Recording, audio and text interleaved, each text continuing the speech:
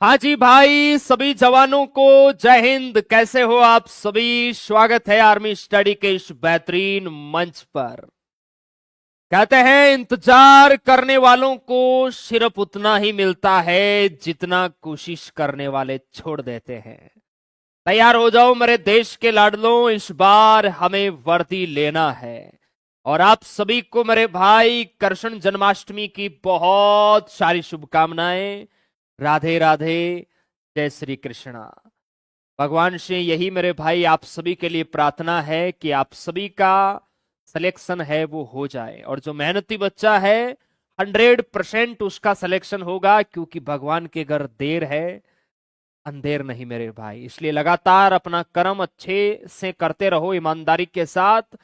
सफलता आपको मेरे भाई डेफिनेट मिलेगी। देखो, भर्ती आने के बाद मैं आपको बार बार कहता हूं, पूरा हिंदुस्तान तैयारी करेगा, लेकिन वहां हम लोग ये नहीं कह सकते कि उन सभी का सिलेक्शन होगा। लेकिन अभी से जो बच्चा पूरे जोश जुनून जज्बे फुल डेडिकेशन के साथ जो लग चुका है, उसे हम दावे के साथ कह सकते हैं कि उसका सिलेक्शन 101% होगा, अगर वो कंटिन्यू पढ़ाई करेगा। 15 दिन 1 महीने पढ़ के छोड़ दिया कि हाँ भर्ती आने के बाद पढ़ेंगे, तो उसका कुछ नहीं होगा।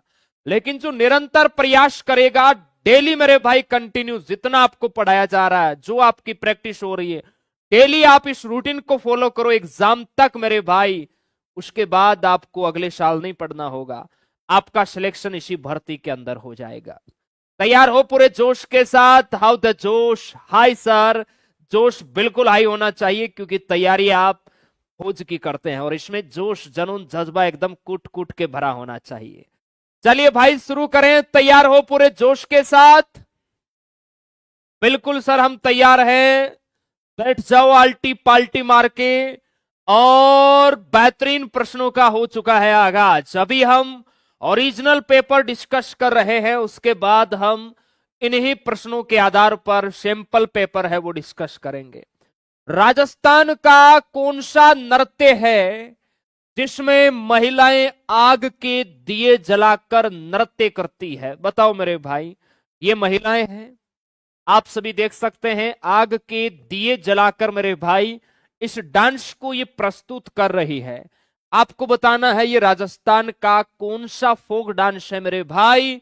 तो ध्यान रखना, वो नृत्य है आपका कौन सा? चरी नृत्य, जिसमें महिलाएं हैं, ये अपने सर पर चरी रखती है मेरे भाई।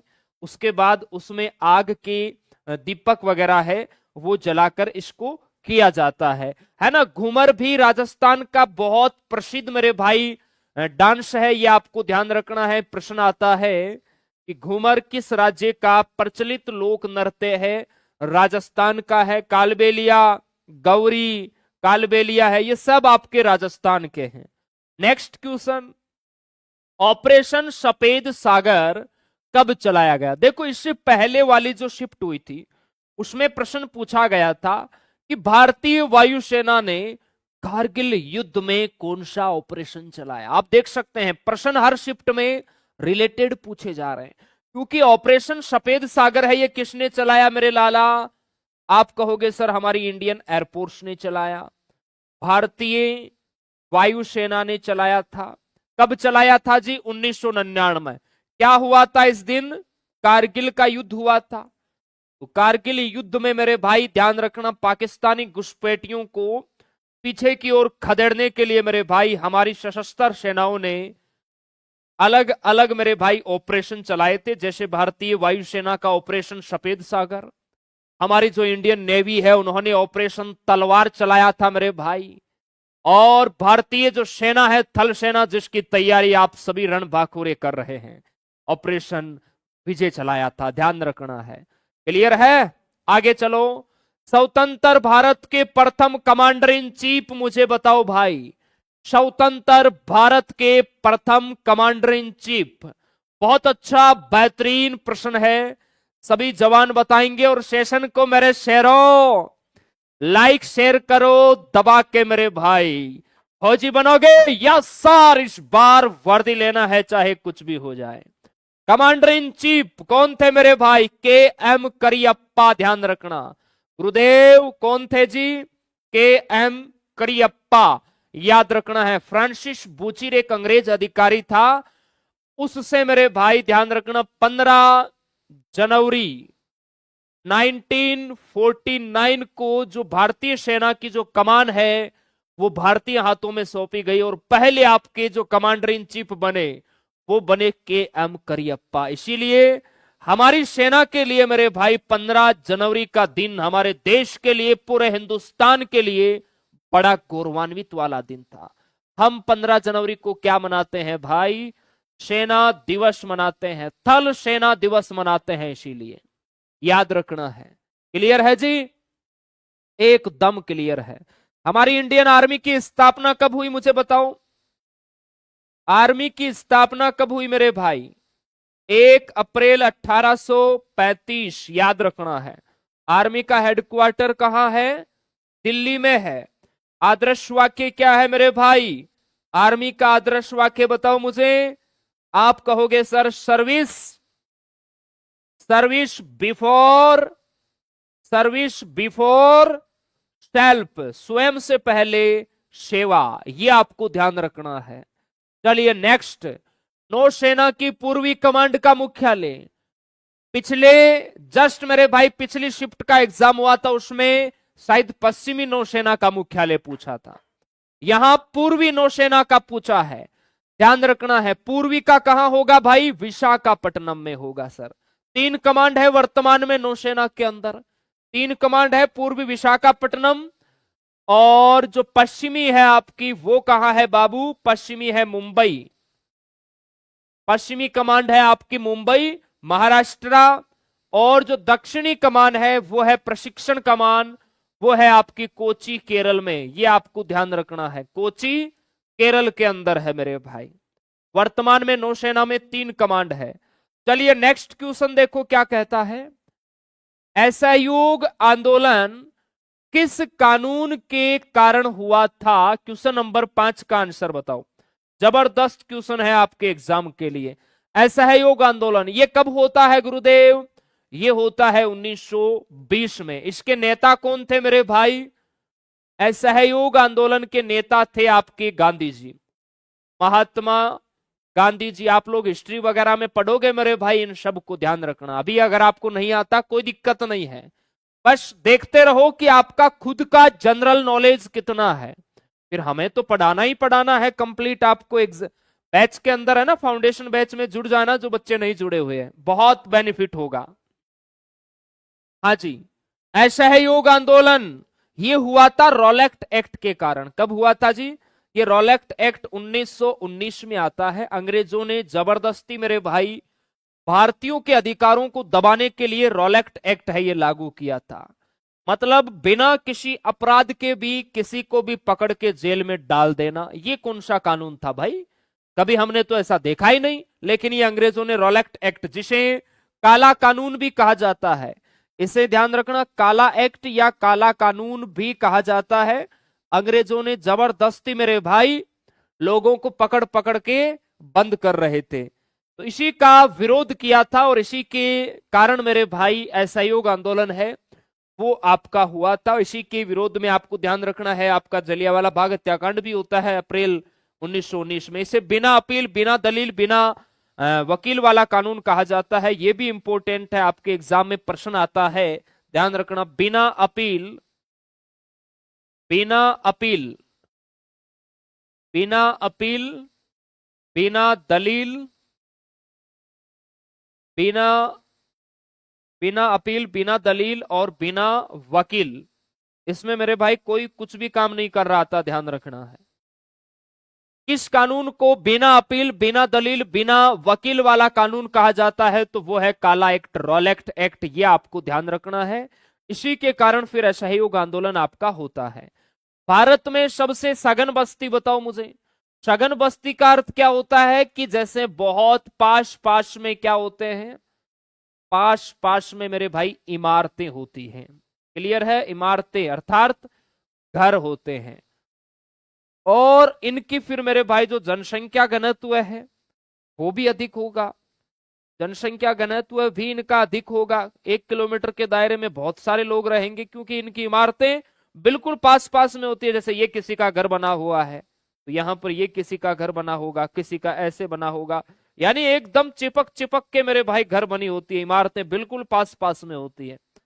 और 10 लाख से ज्यादा शायद इनकी आबादी है। सघन बस्ती सबसे ज्यादा होगी धारावी, मुंबई के अंदर है। मुंबई आपको ध्यान रखना है, सबसे ज्यादा आबादी वाला जो शहर है वो मुंबई है, और इसका जो धारावी है यहां आपको सघन बस्ती है वो देखने को मिलेगी, याद रखना है। अच्छा प्रश्न है आपके एग्जाम के लिए। नेक्स्ट है, प्रथम विश्व युद्ध में शहीद हुए सैनिकों के सम्मान में किस स्मारक का निर्माण हुआ? प्रथम विश्व युद्ध कब हुआ जी? 1914 से 1918 में। इसमें शहीद हुए सैनिकों के सम्मान में देखो, प्रथम विश्व युद्ध हुआ, उसके बाद आपका जैसे तरते अफगान युद्ध भी हुआ था, 1971 में भारत पाक युद्ध भी हुआ था। तो बहुत सारे हमारे सेना के जो जवान है वो मेरे भाई शहीद हुए थे, उनके सम्मान के अंदर हम लोगों ने मेरे भाई इंडिया गेट बनवाया था। इंडिया गेट मेरे भाई कहां है जी? इंडिया गेट दिल्ली में है, याद रखना है। आप लोगों को मुझे कमेंट सेक्शन में बताना है पूरा टेस्ट लगा के, इंडिया गेट का निर्माण है वो किसने किया था? गेटवे ऑफ इंडिया ये आपका मुंबई के अंदर है, और इंडिया गेट है ये आपका दिल्ली में है। इसका वास्तुकार आप लोगों को पूरा टेस्ट लगा के बताना है। देखेंगे आप लोगों की तैयारी कैसी है। जो पुराने खिलाड़ी है वो तो बता देंगे, उनके लिए तो आसान है। चलिए, प्रधानमंत्री सूर्य घर मुफ्त बिजली योजना की शुरुआत। देखो, केंद्र सरकार की योजनाएं बड़ी इंपॉर्टेंट है। कोई सा भी कॉम्पिटेटिव एग्जाम देखो, केंद्र सरकार की योजनाएं तो आपको मिल ही जाएगी मेरे भाई। क्लियर है? एकदम सर क्लियर है, बहुत बढ़िया। सेशन को लाइक करो, शेयर करो दबा के।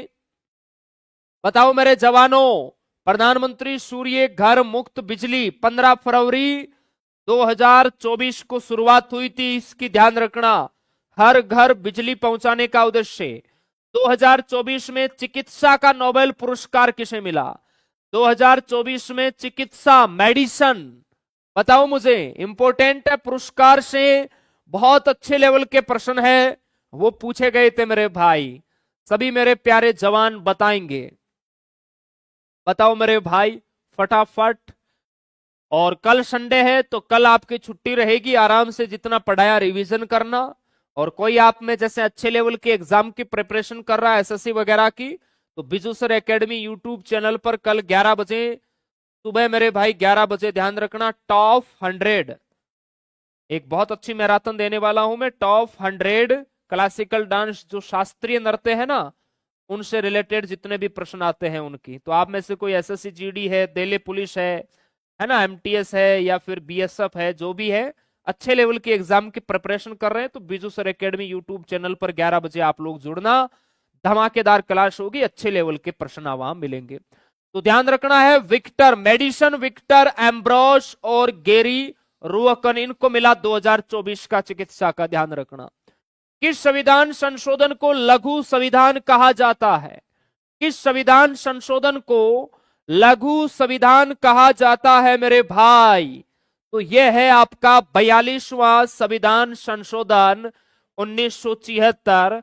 इसी संविधान संशोधन द्वारा ध्यान रखना मेरे भाई, नागरिकों के लिए आपको याद रखना है, नागरिकों के लिए 10 मूल कर्तव्य या मौलिक कर्तव्य है वो जोड़े गए।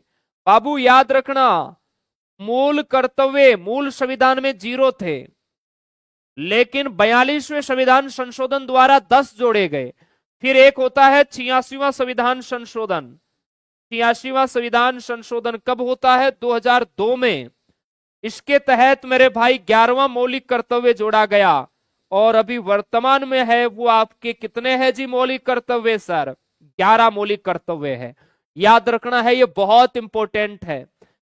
मौलिक अधिकार था आपका एक 7वां संपत्ति का अधिकार, उसे 44वें संविधान संशोधन 1978 द्वारा हटाया गया।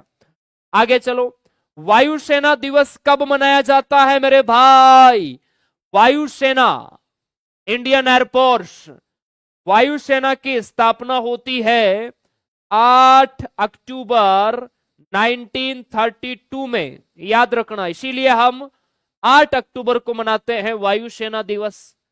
अगर मैं आपको कहूं भाई नौसेना दिवस कब मनाते हैं, नौसेना दिवस, आप कहोगे सर 4 दिसंबर को मनाते हैं। क्लियर है।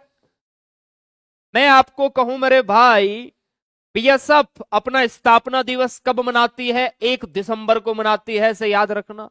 15 अगस्त को अभी हम लोगों ने मेरे भाई 79 नंबर का स्वतंत्रता दिवस सेलिब्रेट किया। और ध्यान रखना ये प्रश्न आता है आपके एग्जाम में कि बताइए 2025 में आपने जो स्वतंत्रता दिवस मनाया है वो कितने नंबर का मनाया है, ये भी पूछा जाता है एग्जाम के अंदर, है ना। तो ध्यान रखना है 79 नंबर का। ठीक है।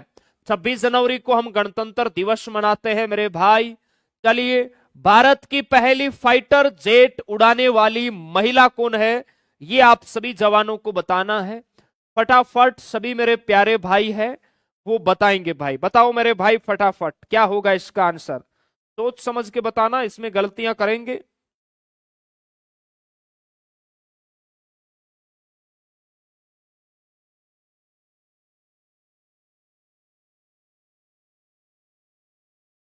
हाँ जी,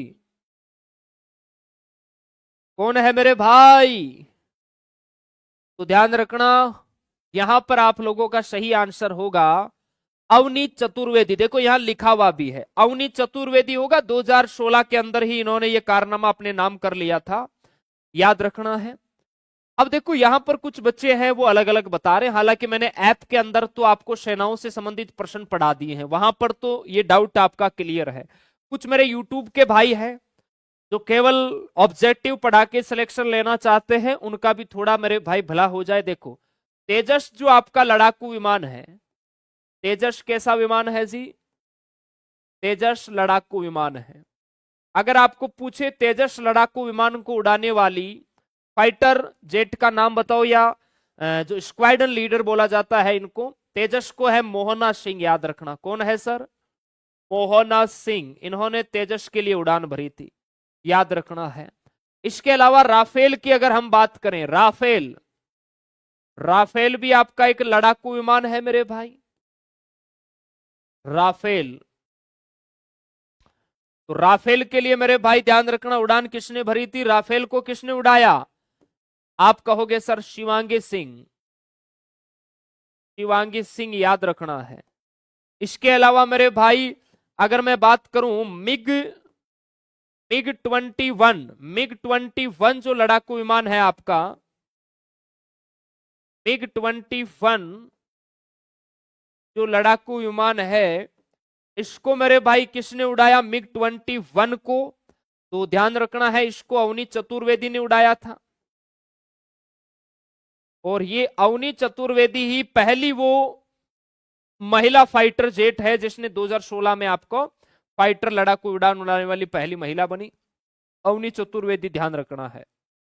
भारत की प्रथम नागरिक कौन होता है, भारत का प्रथम नागरिक, सबको पता है भारत का पहला नागरिक कौन होता है, भारत का प्रथम नागरिक राष्ट्रपति होता है। संविधान का अनुच्छेद 52 कहता है कि भारत का एक राष्ट्रपति होगा, तीनों सेनाओं का सर्वोच्च सेनापति होता है ये, ध्यान रखना। तीनों सेनाओं का सर्वोच्च सेनापति कौन होता है, भारत का राष्ट्रपति। राष्ट्रपति का उल्लेख संविधान के किस आर्टिकल में है भाई, किस अनुच्छेद में है, अनुच्छेद 52 कहता है कि भारत का एक राष्ट्रपति होगा। नेक्स्ट है नीति निर्देशक तत्व संविधान के किस अनुच्छेद में है, अनुच्छेदों की संख्या यहां गलत लिखी हुई है, तो मैं एक बार इनको थोड़ा सा सुधार देता हूं, फिर आप लोग मुझे आंसर बता दो, ठीक है। कौन से अनुच्छेद में है, हाँ जी, अनुच्छेद 12 से 35, अनुच्छेद 36 से 51, अनुच्छेद 51 क, अनुच्छेद 5 से 11।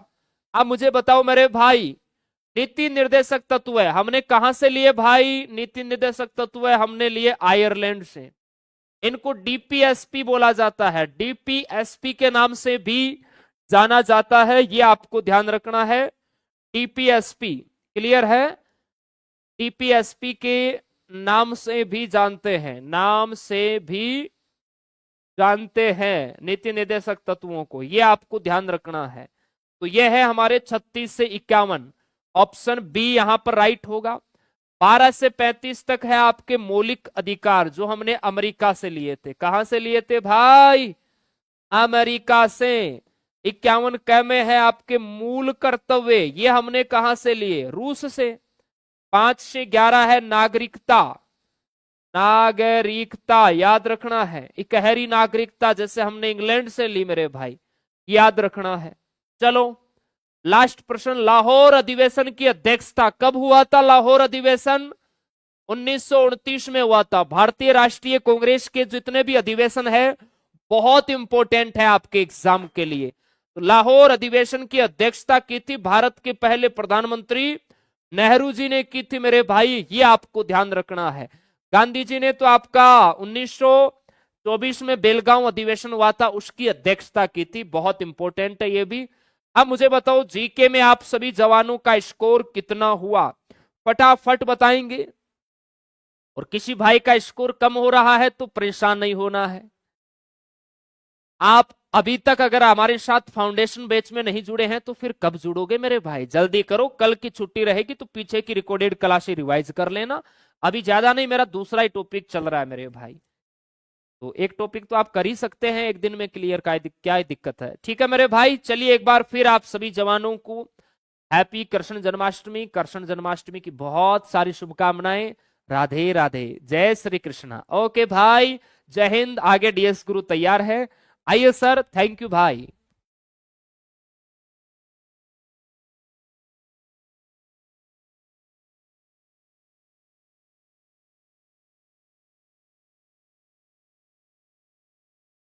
नमस्कार सभी दोस्तों का एक बार फिर से स्वागत। आर्मी स्टडी के इस दमदार यूट्यूब प्लेटफॉर्म पर आप सभी का स्वागत।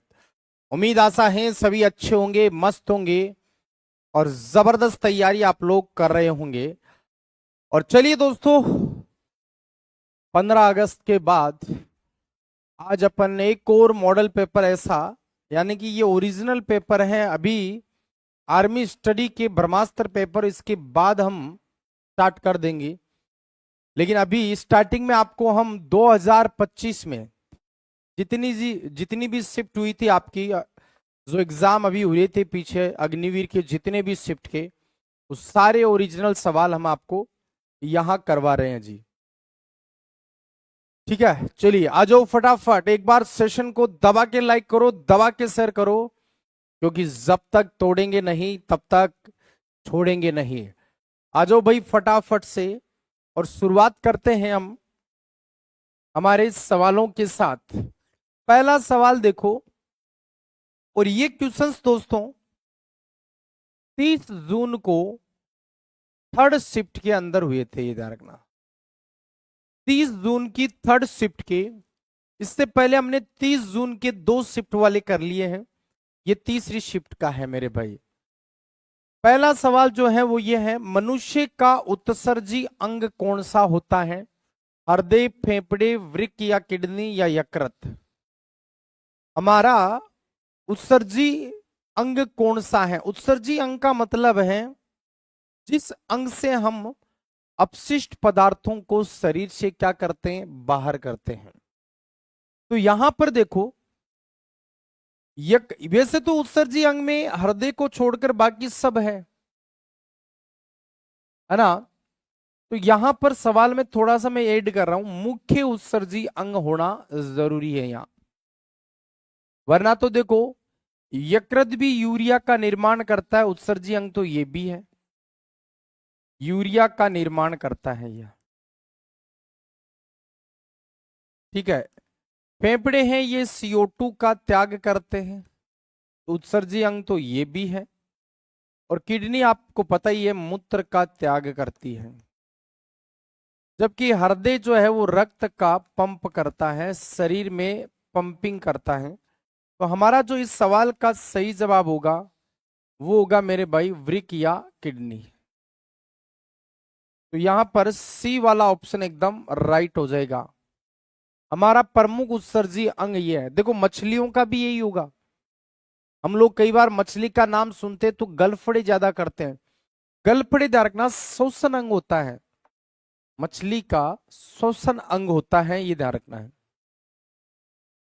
चलिए अगला क्वेश्चन, जाइलम का मुख्य कार्य क्या होता है? ऊर्जा का भंडारण, आनुवंशिक जानकारी का संचार, जल का परिवहन, कोशिका का विभाजन। बताओ जाइलम का मुख्य कार्य क्या है? ये सब सवाल 30 जून की थर्ड शिफ्ट के सवाल चल रहे हैं जी आज।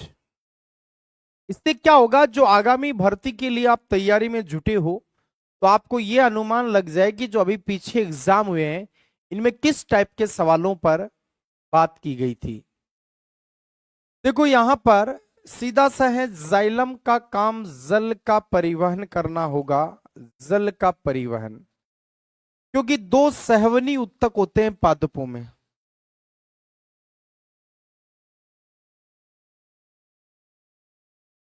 एक तो होता है जाइलम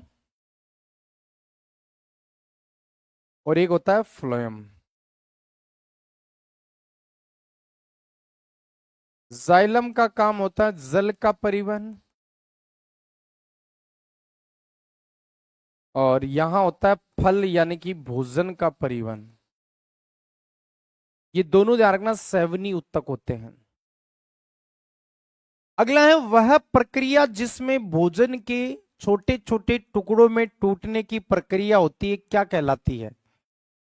पाचन, श्वसन, उत्सर्जन, परिवहन। मतलब अब की बार जो सवाल पूछे गए हैं ना वो उस तरीके से नहीं पूछे गए, बस आपको सिर्फ एक माइंड को चेक करने वाले सवाल ज्यादा पूछे गए। अब जैसे ये सवाल ही देख लो कि ऐसी कौन सी प्रक्रिया है जिसमें भोजन छोटे छोटे टुकड़ों में टूटता है। तो हम जब खाना खाते हैं, मुंह में भोजन को चबाते हैं, तो ये प्रोसेस क्या कहलाता है? परिवहन तो होगा नहीं। परिवहन तो तब होता जब रक्त में अंगों से आता कोई ना कोई पार्ट। उत्सर्जन का मतलब शरीर से बाहर कोई ना कोई हम त्याग कर रहे हैं। श्वसन का मतलब होता है O2 व CO2 का हम कोई ना कोई त्याग कर रहे हैं बाहर।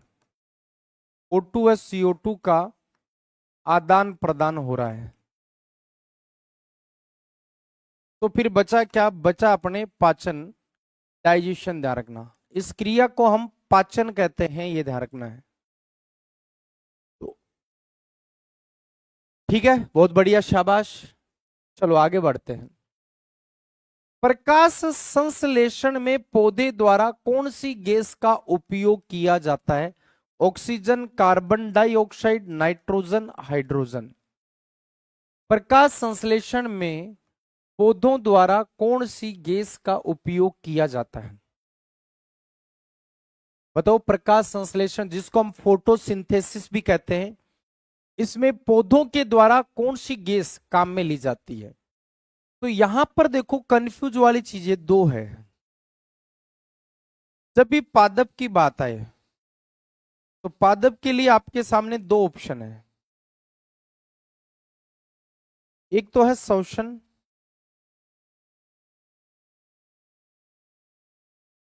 और एक आता है प्रकाश संश्लेषण में जब वो भोजन बनाते हैं।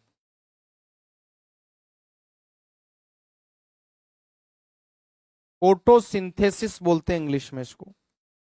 शोषण में O2 लेंगे और प्रकाश संश्लेषण में कार्बन डाइऑक्साइड लेंगे, ये ध्यान रखना है। तो यहां पर प्रकाश संश्लेषण में पौधों द्वारा कौन सी गैस का उपयोग करते हैं? तो यहां पर अपना उत्तर हो जाएगा मेरे भाई, कार्बन डाइऑक्साइड लेते हैं। जब बात श्वसन की आती तो हम O2 कर देते हैं यहां पर, तब हम ऑक्सीजन बताते इसमें। चलिए, जब प्रकाश की किरण समतल दर्पण पर पड़ती है तो उसको क्या कहते हैं? परावर्तित किरण, अपवर्तित किरण, आपतित किरण, विकिरण किरण। जब प्रकाश की किरण समतल दर्पण के ऊपर जब पड़ेगी तो हम उसको क्या कहेंगे? बताइए, शाबाश। जब प्रकाश की किरण समतल दर्पण के ऊपर पड़ेगी तो उसको हम क्या कहेंगे?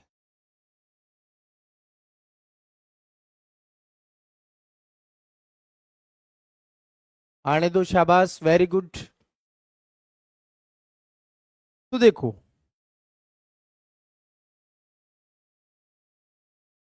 ये समतल दर्पण है, इसके एक तरफ क्या कर रखी है, पॉलिश। बीच में हमने ये लगा रखा है अभिलंब,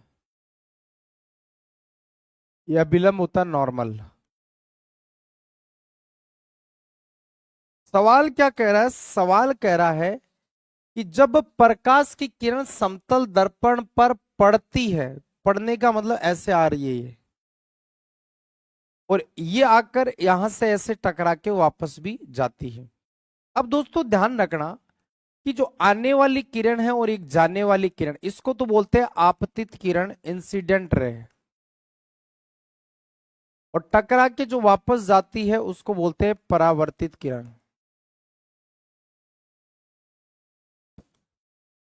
और ये सब दोस्तों आपको मैंने अच्छे से पिछली बार भी करवाया था, इसलिए ध्यान रखना कि टकराकर जो समतल दर्पण पर पड़ती है, पड़ने वाली जो किरण होगी वो इंसिडेंट रे होगी, आपतित किरण कहलाएगी। सी वाला ऑप्शन इसका एकदम राइट होगा। जो नए बंदे हैं उनको अगर नहीं आ रहा है कोई बात नहीं, आप सीखिए, पढ़िए, उसको देखिए। जब हम ये टॉपिक सारे कवर करेंगे ना थ्योरी के अंदर, बैच के अंदर, एप्लीकेशन में, तो ये धीरे धीरे आप करने लग जाओगे। अगला है, जब दो व्यक्ति अलग अलग दिशाओं में रस्सी खींचते हैं तो कौन सा बल कार्य करता है? गुरुत्वाकर्षण, चुंबकीय बल, तनाव बल, घर्षण बल।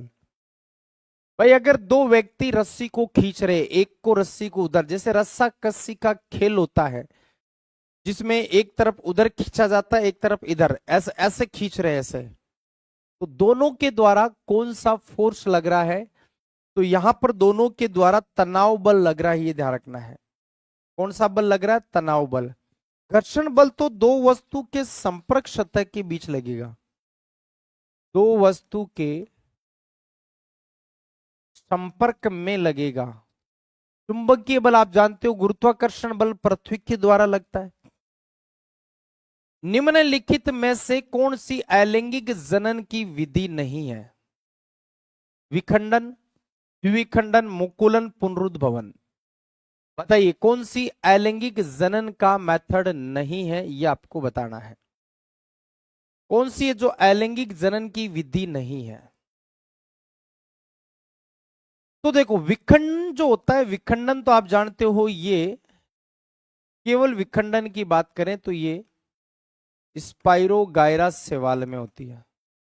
और ये ना मैंने जब पढ़ाया तब, और मैराथन के अंदर भी मैंने बार बार जिक्र किया था कि मैंने कहा 100% आएगा एक सवाल, 100% आएगा। देखो आया था। यहां देखो अमीबा है, खास तौर पर वो याद रखना। मुकुलन में आपको हाइड्रा का नाम याद रखना है और स्पंज का नाम। पुनरुद्ध भवन नहीं होगा, पुनरुद्ध भवन विधि नहीं है दोस्तों। पुनरुद्ध भवन होता है कोई भी अगर अंग या पार्ट अगर डैमेज हो जाए तो वापस जनरेट होना, उसको बोलते हैं पुनरुद्ध भवन, रीजनरेट। नेक्स्ट क्वेश्चन है, दांत व हड्डियों को मजबूत बनाने वाला तत्व कौन सा है? Iron, calcium, potassium, sodium. तत्व और हड्डियों मतलब कौन सा तत्व है जो हड्डियों को और दांतों को क्या बनाता है? मजबूत बनाता है, स्ट्रांग बनाता है। तो दांत और हड्डियों को मजबूत बनाने वाला तत्व पूछ रहा है, तो वो होगा मेरे भाई कैल्शियम। क्या होगा? कैल्शियम हो जाएगा, ये आपको ध्यान रखना है। तो जिनका बी वाला उत्तर है एकदम सही होगा। नेक्स्ट है, हल्के व भारी कणों को अलग करने की विधि क्या कहलाती है? छनन, निष्पंदन, अपकेंद्रण, आसवन। बताइए हल्के व भारी कणों को अलग करने की विधि क्या कहलाती है? आने दो, देखें ये विधियां भी पिछली बार हर शिफ्ट में, कोई भी ऐसी सिंगल शिफ्ट नहीं जिसमें छूट गया था, सब शिफ्ट में आया था।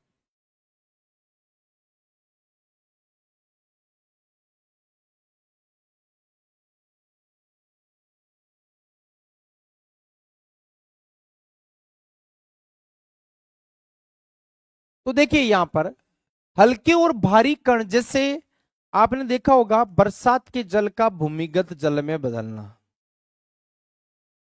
बरसात के जल का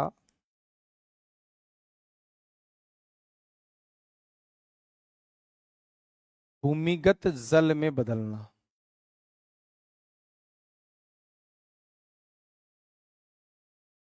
तो यहां पर वो होगा निष्पंदन। क्या होगा जी? निष्पंदन हो जाएगा। बी वाला ऑप्शन सही होगा। विनोइंग कहते हैं इंग्लिश में, विनोइंग। यदि कोई व्यक्ति खिड़की की सहायता से बाहर खेलते बच्चों को देखता है तो वह खिड़की किसकी बनी हो सकती है? पायरेक्स कांच, ठोस कांच, एल्यूमिनियम सीट या लकड़ी? भाई एक व्यक्ति है जो खिड़की की सहायता से बाहर, कोई बच्चे मतलब अपने रूम में, जैसे आप लोग अपने रूम में बैठे हो और बाहर सड़क पर कोई बंदे खेल रहे हैं, आप, एक खिड़की लगी हुई है, कांच लगा हुआ है, उसमें से आप बाहर के बच्चों को देख पा रहे हो, तो वो कांच कौन सा हो सकता है या वो खिड़की किसकी है? तो जाहिर सी बात है वो लकड़ी की तो होगी नहीं, एल्यूमिनियम की होगी नहीं, क्योंकि ये तो मेटल है, ये तो पारदर्शी नहीं है, इनमें आप देख नहीं सकते। रही बात ठोस कांच की, तो ठोस कांच भी हार्ड होता है, इसमें देख नहीं पाओगे, लेयर बड़ी होती है तो इसमें आर पार नहीं देख पाओगे, तो वहां पर पायरेक्स कांच ही इसका सही जवाब होगा। नेक्स्ट क्वेश्चन है, भौतिक परिवर्तन में क्या नहीं बदलता है? आकार, रूप, प्रकार, रंग। ये देख लो, मतलब किस टाइप के सवाल है, नॉर्मल सवाल, लेकिन थोड़ा सा आपको, मैंने कहा ना, बेसिक पर ध्यान देकर जाना, ये मैं बार बार कह रहा था कि सवाल बेसिक से भी बेसिक पूछ रहा है। अब ये कह रहा है भौतिक परिवर्तन में क्या नहीं बदलता, वस्तु का कौन सा गुण नहीं बदलता? तो देखो, आकार तो बदलेगा, रूप भी बदलेगा, रंग भी बदलेगा, प्रकार नहीं बदलेगा, ये आपको ध्यान रखना है, प्रकार नहीं बदलेगा। नेक्स्ट, निम्न में से कौन सा सही खाद्य श्रृंखला का क्रम होगा? कौन सी खाद्य श्रृंखला है वो एकदम सही होगी? तो इधर देखोगे आप,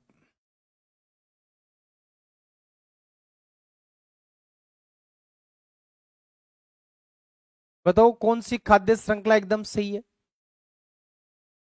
घास के एक बाद कीट, कीट मेंढक, मेंढक। देखो घास है, कीट है, अब इसको ना इस तरीके से डिजाइन करना है, ये उल्टा लिखा हुआ है कि सांप को मेंढक खा रहा है, मेंढक को कीट खा रहा है, कीट को घास खा रहा है, नहीं। इधर से आओ, घास है, घास को देखो ये खा रहा है कीट, कीट को कौन खा रहा है? मेंढक, और मेंढक को कौन खा रहा है? सांप। तो ये सी वाला ऑप्शन एकदम राइट होगा, जिधर एरो होगा उधर वो उसको खा रहा है, ये ध्यान रखना है, ठीक है ना। एरो मैंने है, जैसे घास से घास की तरफ एरो किया कि इस घास को कीट खा रहा है, इस कीट को मेंढक खा रहा है, मेंढक को सांप खा रहा है, वरना हम पहला ऑप्शन भी सही कर सकते थे, लेकिन पहला ऑप्शन उल्टा हो गया ना, कि घास कीट को खाता है, कीट मेंढक को खाता है, मेंढक सांप को खाता है, नहीं, ये गलत हो जाएगा। अगला है, आधुनिक वनस्पति विज्ञान के जनक किसको कहा जाता है? Mendel, Carolus Linnaeus, Charles Darwin, अरस्तु। आधुनिक वनस्पति विज्ञान के जनक किसको कहा जाता है, यह आपको बताना है।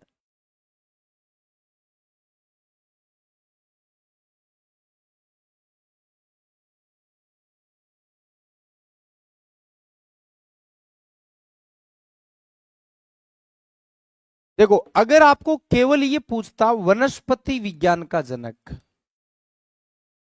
केवल वनस्पति विज्ञान का ही आपसे जनक पूछेगा, तो आता कैरोलस लीनियस, कैरोलस लीनियस, ठीक है। सॉरी, कैरोलस लीनियस क्या रहे? Theophrastus, Theophrastus. लेकिन दोस्तों मॉडर्न बोटनी के फादर की बात कर रहा है तो वो कैरोलस लीनियस है। द्विनाम पद्धति इन्हीं के नाम गई थी, द्विनाम पद्धति वो इन्होंने दी थी। ये तो आनुवंशिकी से रिलेटेड है, मेंडल तो जेनेटिक से रिलेटेड है, ये फादर ऑफ जी विज्ञान, बायोलॉजी। चार्ल्स डार्विन विकासवाद के सिद्धांत इन्होंने दिए थे, विकासवाद के सिद्धांत, ये ध्यान रखना है। चलिए, सरल लोलक किसका उदाहरण है? अविनियमित गति, परिपत्र गति, आवर्त गति, अनियमित गति। तो सरल लोलक या घड़ी का जो पेंडुलम होता है वो मेरे भाई किसका उदाहरण है? आवर्त गति का उदाहरण है। सी वाला ऑप्शन राइट हो जाएगा। अब आ जाओ अंतिम सवाल, लास्ट क्वेश्चन। मानव शरीर की सबसे सुंदर अस्थि किसको कहा जाता है? फीमर, जांग की? नहीं भाई, फीमर तो सबसे लंबी हड्डी है शरीर की, लंबी व बड़ी हड्डी कह सकते हो आप इसको। ह्यूमरस भुजा की सबसे लंबी है, भुजा की लंबी हड्डी है। टीबिया शरीर का सर्वाधिक वजन सहन करने वाली, सर्वाधिक वजन सहन करने वाली हड्डी का नाम है। और सबसे सुंदर हड्डी जो है वो गले की है, क्लेविकल होती है। इसको ब्यूटी बोन, कॉलर बोन भी कहा जाता है। अब बताओ 15 में से आज के इस टेस्ट में आपका स्कोर क्या हुआ है? उम्मीद है अभी ठीक ठाक हो रहा है, लेकिन अभी स्कोर कब बनेगा? जब अपन ये सारे क्वेश्चंस पढ़ लेंगे, हम सारे क्वेश्चंस पढ़ लेंगे, ये ध्यान रखना है। ठीक है, चलिए आज के लिए बस इतना ही। मिलेंगे दोस्तों अगले सेशन में, और जो आपके ओरिजिनल क्वेश्चंस हैं उनके साथ सारी शिफ्टों के करवाएंगे। चलिए टेस्ट पूरा लगाइए। जय हिंद, जय भारत।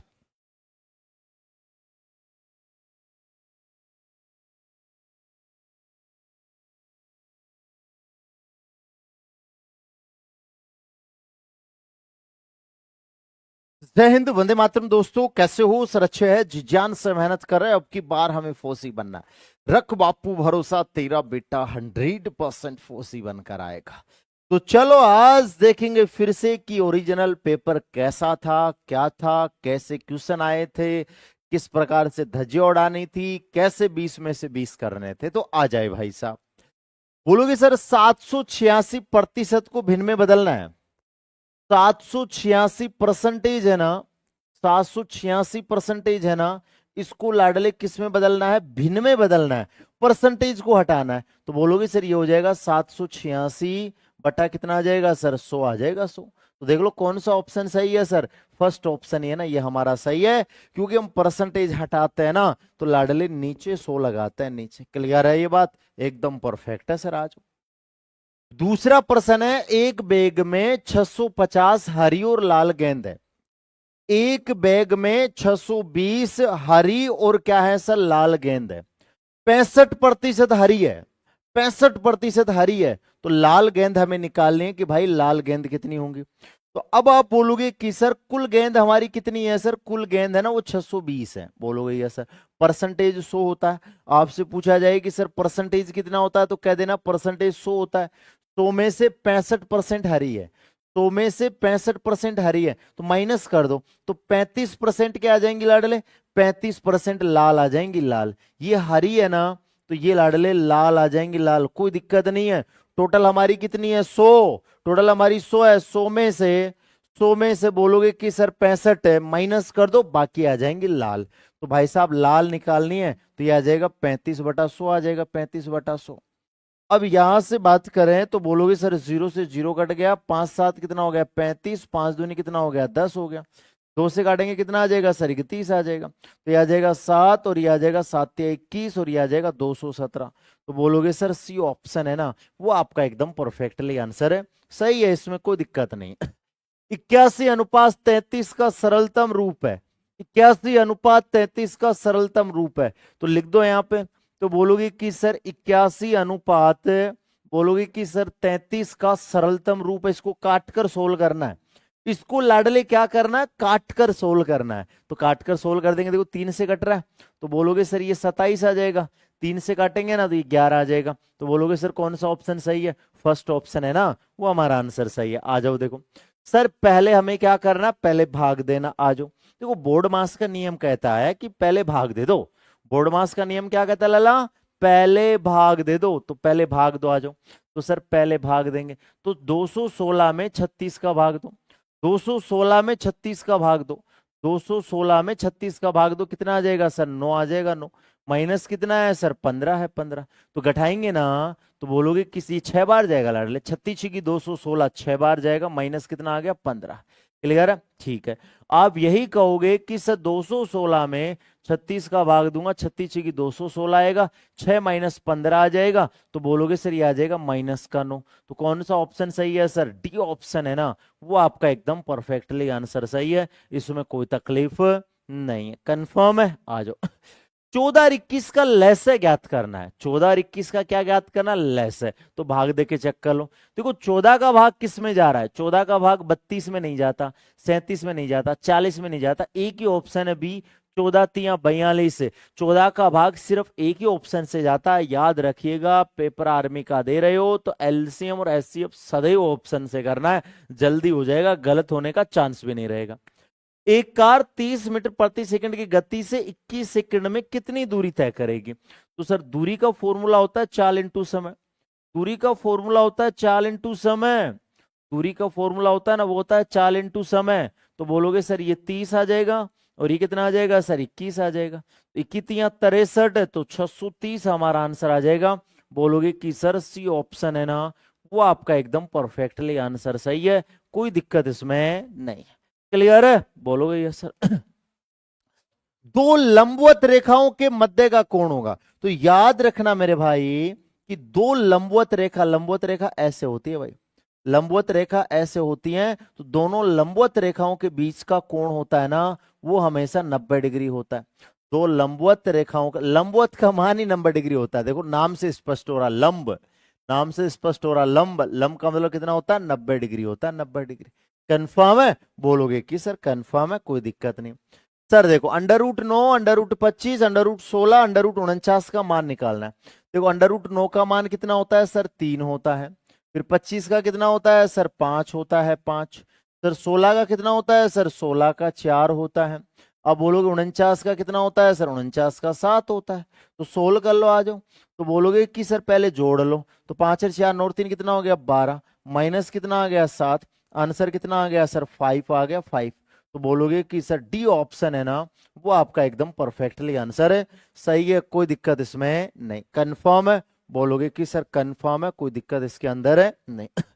अगला प्रश्न देखिए, इसमें चित्र बना हुआ नहीं है, मैं बना देता हूं, है ना। बोलोगे यस सर, इसमें मैं चित्र बना देता हूं मेरे भाई, पक्का। बोलोगे सर बना दो आराम से, जल्दीबाजी नहीं करना है। अब बोलोगे कि सर ओ इसका केंद्र है, ओ इसका क्या है सर, ओ इसका केंद्र है, केंद्र। तो बोलोगे कि सर चित्र ऐसा है, आराम से देख लीजिए, चित्र क्या है सर, ऐसा है, ऐसा। बोलोगे कि सर मैं लिख देता हूँ, चित्र मैं बना रहा हूँ, क्योंकि चित्र पर्सन में यहाँ लिखा हुआ नहीं है, मैं बना देता हूँ। अब बताना है, ये चित्र दिया हुआ था पेपर में सर, ये था आपका कितना, बोलोगे सर 125 डिग्री, और ये था आपका थीटा, और ये ओ बिंदु था, ओ जो केंद्र है। तो आपको ध्यान में होना चाहिए मेरे भाई, जिनका पढ़ा हुआ है ना, उनको ध्यान में रहना चाहिए कि केंद्र वाला कोण है ना, वो ऊपर वाले का दुगना होता है, मतलब ऊपर वाले का दुगना होता है। ये जो केंद्र वाला कोण है ना, वो ऊपर वाले का क्या होता है, ऊपर वाले का दुगना होता है। लेकिन नीचे से ऊपर देखें ना, ऐसे देखें कि नीचे से ऊपर वाला कैसे निकालें, तो नीचे से ऊपर वाला आधा निकालते हैं। नीचे से ऊपर वाला कैसे निकालते हैं सर, आधा। देखो ऊपर से नीचे निकालना तो दुगना कर दो, नीचे से ऊपर की ओर निकालना है ना, तो आधा कर दो। तो बोलोगे सर 125 का आधा कितना होता है, 125 का आधा 62.5 होता है, 62.5। कौन सा ऑप्शन सही है, डी ऑप्शन है ना, वो हमारा एकदम परफेक्टली आंसर है, सही है, कोई दिक्कत इसमें नहीं। एक निश्चित धनराशि 3% वार्षिक साधारण ब्याज की दर से 2 वर्ष में साधारण ब्याज 54 रुपए है, तो धनराशि निकालनी है। देखो ब्याज का फॉर्मूला क्या होता है लाडले, ब्याज का फॉर्मूला होता है SI बराबर RT। ब्याज का फॉर्मूला होता है ना, साधारण ब्याज का फॉर्मूला, बोलोगे यस सर, वो होता है SI बराबर RT। बिल्कुल सर, कोई दिक्कत नहीं है, जिनको जीरो से पढ़ना है वो एप्लीकेशन का रुख कर लीजिए, वहां पे पूरा जीरो से पढ़ाया जाता है। अब बोलोगे कि सर देखिए रेट कितनी है सर, 3% है। टाइम कितना है सर, टाइम आपका 2 है। तो बोलोगे सर कितना आ जाएगा, 6% आ जाएगा। परसेंट में कितना है सर, 54 है, 54। तो 1 बराबर निकालेंगे, तो बोलोगे सर 54 में 6 का भाग दे दो, परसेंटेज है तो 100 से गुणा करवा दो।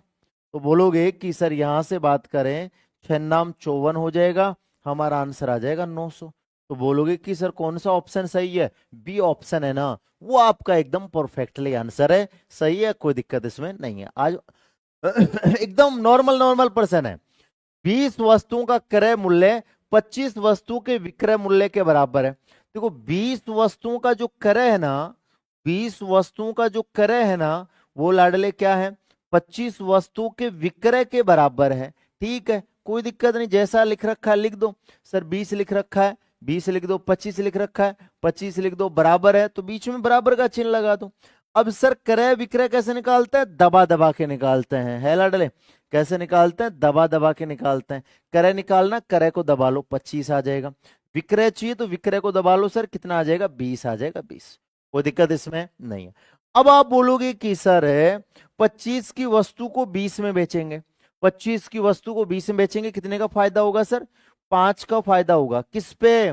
25 पे। और परसेंटेज निकालने के लिए 100 से गुणा करवा दो, तो 16 करोगे ना तो आ जाएगा 25 चौक 100, तो आंसर हो जाएगा 20%। कितना हो जाएगा लल्ला?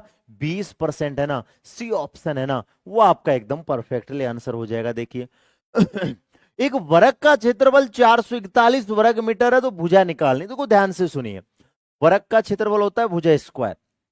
वर्ग का क्षेत्रफल क्या होता है? वर्ग का क्षेत्रफल होता है ना, वो होता है भुजा स्क्वायर। बोलोगे यस सर, तो भुजा स्क्वायर है तो लिख दो यहाँ पे। तो बोलोगे कि सर लिख दिया भुजा स्क्वायर बराबर कितना है सर? 441 है, 441। सर स्क्वायर हटाएंगे तो रूट लग जाएगा, स्क्वायर हटाएंगे ना तो लाडले रूट लग जाएगा। आंसर कितना आ जाएगा सर? 21 आ जाएगा, 21। कौन सा ऑप्शन सही है सर?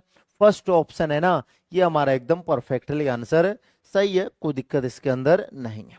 आगे देखिए लाडले, बहुभुज के बहिष्कोणों का योग होता है। किसी भी आकृति का बहिष्कोणों का योग पूछ ले, किसी भी आकृति का बहिष्कोणों का योग पूछ ले तो लल्ला याद रखना फिक्स है, 360 होता है। बाहर के कोणों का योग फिक्स है, हमेशा कितना होता है? 360 है, फिक्स है ये। आप कितनी कोई सी भी आकृति ले लो बहुभुज की, चाहे 1000 भुजा वाली ले लो, उसका भी बहिष्कोणों का योग फिक्स होता है। कितना होता है? 360 होता है, 360। आ जाओ।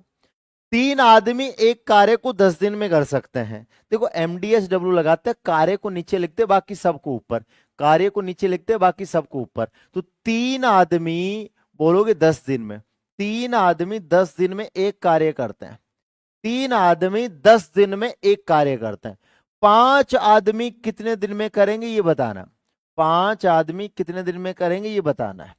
तो सर काट देंगे, 5 दूनी कितना हो गया सर? 10 हो गया। तो आंसर कितना हो गया सर? 6। तो बोलोगे कि सर डी है ना, वो हमारा कितना आंसर आ जाएगा? 6। तो बोलोगे कि सर ऑप्शन हमारा कौन सा सही है? बी ऑप्शन है ना, वो हमारा एकदम परफेक्टली आंसर सही है। क्लियर है? बोलोगे यस सर। बताओ कोई तकलीफ इसमें? कोई तकलीफ इसके अंदर है नहीं, कंफर्म है? बोलोगे यस सर। अब अगला प्रश्न देखिए, छूट का प्रश्न है। 5 वस्तु खरीदोगे ना तो एक फ्री में मिलेगी। 5 वस्तु खरीदोगे ना तो एक वस्तु आपको फ्री मिल जाएगी। तो कैसे करते हैं? सूत्र है इसका, फ्री वाला ऊपर लिख दो और बोलोगे कि सर कुल नीचे लिख दो और परसेंटेज निकालने के लिए 100 से गुणा करवा दो। तो देखो फ्री कितनी है सर? फ्री 1 है, 1। टोटल कितनी है? दोनों को जोड़ दो, 5 तो ये है और बोलोगे 1 ये है, दोनों को जोड़ दो। 5 ये है और 1 ये है, तो दोनों को जोड़ दो, कितना हो गया सर? 6 हो गया। 6 ऊपर तो फ्री वाले लिख दो, नीचे टोटल लिख दो, परसेंटेज निकालने के लिए 100 से गुणा करवा दो। ठीक है सर। अब भाग दोगे ना तो आंसर आएगा 16.66। भाग दोगे ना तो आंसर आएगा 16.66। ये मैथ्स के प्रश्न थे। मैंने कहा ना, मैंने हर प्रकार का प्रश्न करवा रखा है, हर प्रकार का प्रश्न मैंने करवा रखा है ना। तो मैथ्स में तो किसी को दिक्कत आनी ही नहीं चाहिए भाई, है ना। अरे गारंटी रहती है, हर बार गारंटी रहती है लाडले हैं। आ जाओ। बोलोगे देखिए सर अब क्या बोला, देखो आराम से समझना क्या लिखा है। देखो यहाँ पे पवन को ये लिखा है, पवन को ये लिखा है। देखो पी के बाद में क्या आता है लाडले? पी के बाद में क्यू आता है। सर एक के बाद में क्या आता है? सर एक के बाद में बी आता है। सर डब्ल्यू के बाद में क्या आता है? एक्स आता है सर, एक्स। और एक के बाद में क्या आता है? सर बी आता है। और बोलोगे सर एन के बाद में क्या आता है? सर ओ आता है, ओ। बात सही है सर। तो इसको क्या लिखेंगे? देखिए सर जे को क्या लिख देंगे? सर जे को हम लिख देंगे, जे के बाद में क्या आता है? जे के बाद में आता है लाडले के। बोलोगे यस सर। फिर बोलोगे ए के बाद में क्या आता है? सर ए के बाद में आता है बी। के भी देख लो कौन सा ऑप्शन है। सर एक ही ऑप्शन है, हमें आगे बढ़ने की जरूरत नहीं है, पूरा सोल्व करने की हमें कतई आवश्यकता नहीं है। यदि सोल्व करना चाहो तो कर लो। एम के बाद में एन आ जाएगा, यू के बाद में वी आ जाएगा, एन के बाद में ओ आ जाएगा। क्लियर है? ठीक है सर। ये देखिए आराम से कैसे कैसे लिखा, आराम से देखना। बोलोगे कि सर वाई है ना ये 20 नंबर, वाई है ना ये 25 नंबर का है। ठीक है सर। सर टी कितने नंबर का है? सर टी हमारा 20 नंबर का है। सर पी हमारा कितना है? सर 16 नंबर का है। पी है ना पी, तो बोलोगे कि सर पी हमारा 16 नंबर का है। एम कितना है? सर एम है 13 है। के कितना है सर? के हमारा 11 है, 11। अब आप बोलोगे कि सर यहां से बात करें तो 5 माइनस किया है, 4 माइनस किया है, 3 माइनस किया है। बोलोगे कि सर यहाँ 2 माइनस किया तो यहाँ 1 माइनस कर देंगे। 1 माइनस करने से 10 आएगा, 10। अब 10 नंबर पे कौन होता है सर? 10 नंबर पे जे होता है, अर्थात हमारा आंसर बी हो जाएगा, बी। अर्थात इनके अल्फाबेट के नंबर याद होने चाहिए। तो अल्फाबेट के नंबर याद है ना, तो फिर मजा ही मजा है लाडले। आ जाओ सर, आज आपने क्लास नहीं ली श्याम वाले? हाँ लाडले, आज श्याम वाले आपकी आर्मी वाली क्लास नहीं ली और एसएससी वालों की जोड़ बाकी की भी नहीं ली, दोनों क्लास भी नहीं ली, है ना? थोड़ा कहीं गया हुआ था लाडले। आ जाओ, विषम पद का चयन करना है, तो इसमें बताना विषम कौन सा है। तो बोलोगे लाडले ये सवर है, ये सवर है, पढ़ा है ना, ए ई आई ओ यू। तो बोलोगे सर ये भी सवर है, सर ये भी लाडले सवर है। तो आप बोलोगे कि सर पी क्या है? पी व्यंजन है। तो ये अलग हो गया लाडले, ये क्या हो गया सर? पूरी तरीके से अलग हो गया, इसलिए हमारा आंसर डी सही है, डी। क्लियर है? बोलोगे सर अगला देख लीजिए। सर ये कैसे लिखा है, देखिए आराम से। बोलोगे सर 5 है, बोलोगे 7 है, 12 है, 19 है और 31 है और ये प्रश्नवाचक चिन्ह है। तो अब आप बोलोगे कि सर इन दोनों को जोड़ दो, इन दोनों को जोड़ोगे ना तो 12 आ जाएगा, फिर इन दोनों को जोड़ोगे ना तो 19 आ जाएगा, फिर इन दोनों को जोड़ोगे ना तो 31 आ जाएगा, 31 कंफर्म। तो हम क्या करेंगे लाडले? इन दोनों को जोड़ देंगे, तो 31 और 19 है ना, वो आपका आ जाएगा 50। कौन सा ऑप्शन सही है सर? फर्स्ट ऑप्शन सही है, फर्स्ट। क्लियर है? बोलोगे यस सर। तो ये आपका क्या है लाडले? SW है, जो आपको बताना है। तो बताओ, पेपर में आप कहते हो ना कि सर 20 में से 20 कैसे आते हैं? ऐसे आते हैं लाडले। हर बंदे के मैथ रीजनिंग में 20 में से 20 का स्कोर होता है, हर में। देखो जीके में, इनमें तो 20 में से 20 नहीं, 15 में से 15 नहीं ला सकते।